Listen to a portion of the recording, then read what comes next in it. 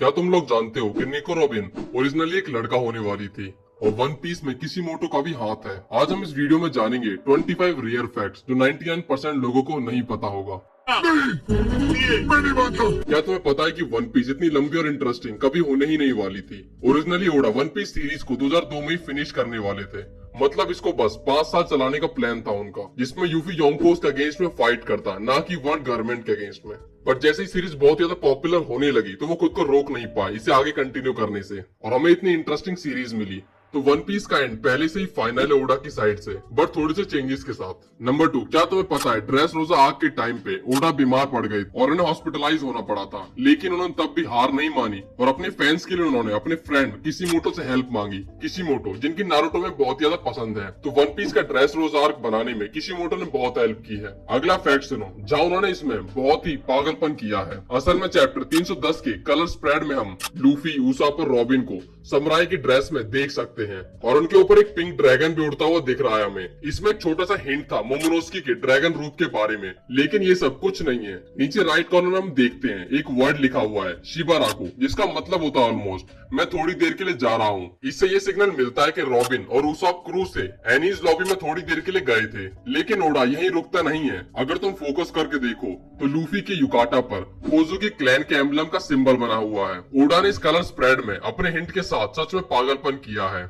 अगला, लेकिन उस टाइम के कंपैरिजन में ये कुछ भी नहीं था जब ओडा ने कुछ सच में एब्सर्ड बातें कही थी। एक इंटरव्यू में ओडा ने लूफी के बारे में कहा कि वो इतना पावरफुल है कि उसे ईस्ट ब्लू सागा के पायरेट्स को हराने के लिए किसी भी बड़े चेंजेस की जरूरत नहीं है। और उन्होंने आगे बताया कि अगर अकाइनो इसका मेन कैरेक्टर होता तो वन पीस एक साल में खत्म करनी पड़ती उसकी पावर्स की वजह से। और यहाँ पे हमें अकाइनो की पावर का रियल अंदाजा लग जाता है कि वो कितना ज्यादा पावरफुल है। नंबर 5, क्या तुम्हें पता है कि फ्रैंकी ओपनिंग 12 में वो टी शर्ट पहनता है जो लूफी ने ड्रेस रोजा आर्क के दौरान पहनी थी जब वो लूसी बन के घूम रहा था, और ये था रियल ब्रोमेंस। नंबर 6, नेक्स्ट हम सभी को पसंद आने वाला है। हम सभी को पता है कि ओडा को सिंबलिज्म बहुत ज्यादा पसंद है, तो यहीं पे हम जब एस के टैटू को देखते हैं तो उसमें 4 लेटर्स हैं जो उसके करीबी लोगों को सिंबलाइज करते हैं, जिसमें से एस खुद को ही रिप्रेजेंट करता है, और एस साबू को, सी क्राई बेबी जो एस लूफी को कहता था बचपन में, और ई एडवर्ड न्यूगेट व्हाइट बेड का रियल नेम है जो, और एस पे जो क्रॉस है उसका मतलब यही था कि इसको हमेशा लगता था कि साबो मर चुका है और उसे कभी पता ही नहीं चल पाया कि साबो जिंदा है। नंबर 7, अगला फैक्ट बहुत ही इंटरेस्टिंग है। क्या तुम्हें पता है जोरो का चेस्ट साइज नामी और रॉबिन से बड़ा है। नंबर 8, अब बात करते हैं जब डो फ्लेमिंगो का पहला बुक रिलीज हुआ था तो कई फैंस ने सोचा था कि उसका चेहरा स्पाइडरमैन से इंस्पायर हुआ है। अब सच बताऊं तो मैंने जब उसे पहली बार वेब स्लिंगिंग करते हुए देखा था तो मुझे भी लगा था कि स्पाइडरमैन से इंस्पायर है, बट ओडा ने एक स्पेशल ब्रॉडकास्टिंग सर्विस में इसका जवाब दिया और कंफर्म किया कि डो फ्लेमिंगो का लुक उसके चाइल्डहुड हीरो सीमैन राइडर सुपर 1 से आया था, स्पाइडरमैन से नहीं। ये एक ही बार नहीं था जब फैंस ने किसी कैरेक्टर के इंस्पिरेशन पे स्पेकुलेशन की है। जब सांची का पहला लुक आया था तब सभी फैंस पागल हो गए थे और उन्होंने कहा था कि वो तो लियोनार्डो दी कार्पियो से इंस्पायर हुआ है, पर ओडा ने बाद में कंफर्म किया था कि ये गलत है। सांची की इंस्पिरेशन एक्चुअल में स्टीव बस्कीमे की परफॉर्मेंस से आई थी मूवी रेजोवियर डॉग्स में। मैं इसीलिए ओडा का फैन हूँ। उसके इस तरीके से फैंस को कंफ्यूज करने के स्टाइल्स मुझे ये शायद बहुत ज्यादा पसंद है। चलो डो फ्लेमिंगो और सांजी के फैक्ट्स के बाद आगे बढ़ते हैं। नंबर 10, ओहारा का तबाह होना वो एक रियल इंसिडेंट पे बेस्ड था जो एंशिएंट चाइना के क्वीन डायनेस्टी में हुई थी, जहाँ पर स्कॉलर को मारा गया था और बुक्स को भी जलाया गया था, क्योंकि किंग जी हुआन टी को लगता था कि अनपढ़ लोगों को आसानी से कंट्रोल किया जा सकता है। वन पीस में रॉबिन की बैक स्टोरी सच में बहुत ज्यादा डिप्रेसिंग है। अब बढ़ते हैं अगले फैक्ट पे। लेकिन क्या तुम लोग जानते हो कि रॉबिन ओरिजिनली एक आदमी होने वाला था। हाँ, जब ओडा ने उसकी पहली बार सीरीज के लिए डिसाइड किया था तो उन्होंने एक आदमी को सिलेक्ट किया था जो बोटैनी में बहुत ही रुचि रखता हो। रॉबिन के आने पर इस कैरेक्टर को चेंज कर दिया गया जो अलग अलग इंटरेस्ट रखता था और डिफरेंट जेंडर की थी, बट रॉबिन बोटैनी में अनइंटरेस्टेड नहीं है, लेकिन उसका मेन फोकस हिस्ट्री पर है। लेकिन इस फॉर्मल कैरेक्टर की बोटैनी के लिए फैसिनेशन वेस्ट नहीं गई, इसे बाद में उसाप को दिया गया। मैं तो कभी सोच ही नहीं सकता रॉबिन को एक मर्द के रूप में। हम सभी को ओडा को शुक्रिया करना चाहिए क्योंकि उन्होंने अपने इनिशियल आइडिया को ड्रॉप करके वन पीस की बेस्ट वाइफी को क्रिएट किया। नंबर 12, ओडा ने बहुत सारी रिसर्च की है और कई अलग अलग सोर्सेज से इंस्पिरेशन भी ली है, लेकिन एनएल के नाम के लिए वो थोड़ा ओवरबोर्ड गए। एनएल का नाम इटली की सबसे बड़ी इलेक्ट्रिसिटी प्रोवाइडिंग कंपनी एनएल से जुड़ा हुआ है। कंपनी को सिर्फ एनएल के रूप में नहीं बुलाया जाता जबकि जापान में भी उसे वैसा ही लिखा जाता है। अगर किसी कैरेक्टर के पास लाइटनिंग की पावर है तो इससे बेटर नाम उसके लिए हो ही नहीं सकता है। नंबर 13, क्या तुम सब लोग जानते हो कि ओडा ने बैटमैन मूवी से भी इंस्पिरेशन ली है। असल में कोराजोन ने एक हॉस्पिटल को जला दिया था जो डॉक्टर्स ने लॉ का इलाज करने से मना कर दिया था। ये सीन डार्क नाइट मूवी से इंस्पायर्ड है, जहाँ पर जोकर ने भी एक हॉस्पिटल को जला दिया था। सच कहूँ तो मुझे इससे कोई भी हैरत नहीं हुई है। कौन बैटमैन ट्रायलॉजी का फैन नहीं है। नंबर 14, वन पीस के एंटेगनिस्ट के पास अपने खुद के थीम सॉन्ग नहीं थे शुरुआत में।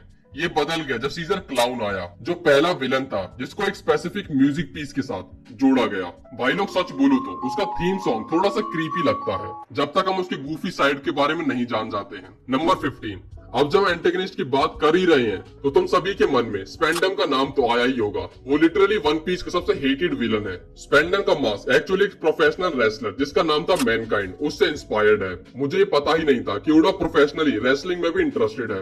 नंबर 16, इस वीडियो की स्क्रिप्ट लिखते वक्त मुझे एक चीज नोटिस हुई, इसने मेरा दिमाग बिल्कुल हिला के रख दिया था। मुझे स्ट्रॉ हैट के रिक्रूट में ग्रैंड लाइन से पहले और बाद में एक स्पेसिफिक पैटर्न फॉलो करते हुए देखा। सबसे पहला तो ऊसाप और फ्रैंकी अपने आइलैंड के ट्रबल मेकर्स थे और उनके अपने खुद के कुछ फॉलोअर्स थे और दोनों लॉन्ग रेंज फाइटिंग में एक्सपर्ट थे। दूसरा, जोरो और चॉपर को मॉन्स्टर माना जाता था लेकिन उनका दिल बहुत ही अच्छा था। अगला, नामी और रॉबिन दोनों ने अपने क्रू को धोखा दिया था और चले गए, लेकिन उसका रीजन ये दिखाता है कि वो अच्छे लोग हैं। क्रू उनके लिए लड़ता है और उनको वापस ले आता है। सांजी और ब्रुक्स दोनों के अच्छे सूट्स पहनकर और दोनों खाना लेकर इंट्रोड्यूस किए गए थे। सांजी के पास हॉट सूप था जबकि ब्रुक के पास हॉट कॉफी थी। लेकिन एक चीज मैं श्योर हूँ कि तुम वीडियो को एंजॉय कर रहे हो, तो फिर सब्सक्राइब क्यों नहीं करते हो?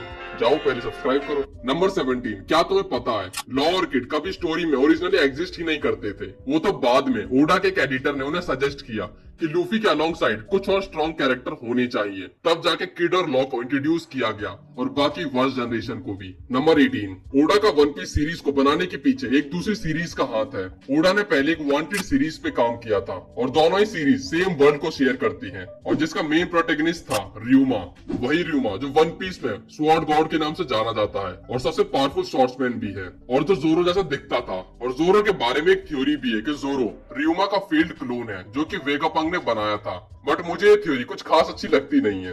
अगर ओरिजिनल स्टोरी की बात करें तो जोरो लूफी के क्रू का कभी हिस्सा होने ही नहीं वाला था, बल्कि वो बगी पायरेट्स का मेंबर होने वाला था। तो सोचो सीरीज कैसी होती अगर जोरो बगी पायरेट्स का हिस्सा होता और सेम स्ट्रेंथ के साथ। कमेंट में जरूर बताना।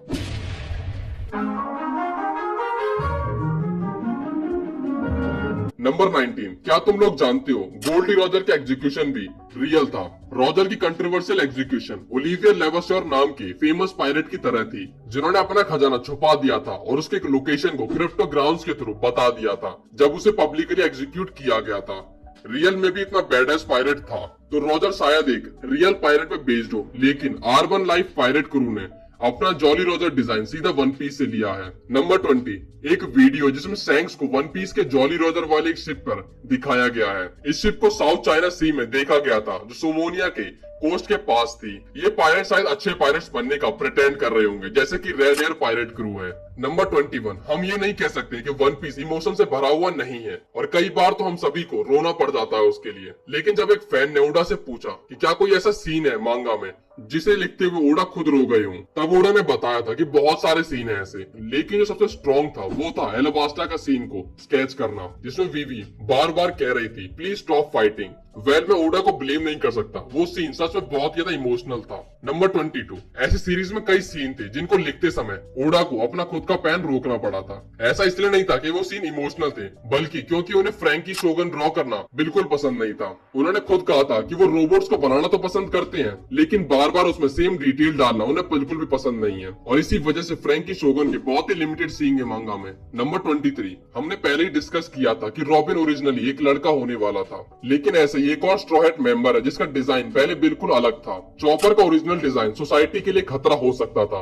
चॉपर ओरिजिनली एक जेब्रा रेंडियर हाइब्रिड होता जो सिगार पीता था। इसके अलावा स्क्रीन पे 2 और डिजाइन दिखाए गए हैं। चलो चॉपर के बारे में और बात करते हैं। जैसा कि हम सभी को पता है कि उसने ह्यूमन डेविल फ्रूट खाया था और उसमें बहुत सारे ह्यूमन कैरेक्टरिस्टिक आ गए थे, लेकिन फिर भी वो लोगों में बहुत ही कम इंटरेस्टेड था। रेंडियर होने के नाते उसको अपने स्पीशीज के फीमेल पसंद आते थे। हाँ, उसने अपने इंटरेस्ट को थोड़ा बढ़ाया और रेंडियर मिंग्स को भी बाद में इंट्रोड्यूस किया गया, लेकिन ह्यूमन वुमेन्स के लिए भी वो ज्यादा है।